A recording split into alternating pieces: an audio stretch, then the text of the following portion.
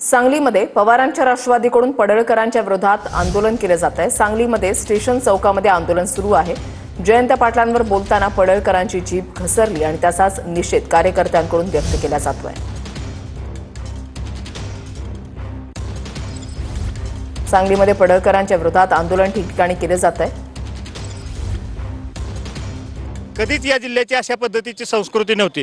आज बघितलं तर या जिल्ह्यानं थोर नेते कैलासवासी वसंतदादा पाटील असतील, आदरणीय लोकनेते राजाराम बापू असतील, स्वर्गीय RR आबा असतील, मदनभाऊ असतील, स्वर्गीय पतंगराव कदम साहेब असतील, यांच्यासारखे अनेक दिग्गज नेते या जिल्ह्याला दिले, अनेक पुरोगामी विचाराचे चेहरे दिले आणि या जिल्ह्यामध्ये अशा पद्धतीचा एक वाचाळवीर आमदार या ठिकाणी बोलतो आणि या जिल्ह्यातली जनता आणि नेते या ठिकाणी सहन करतायत।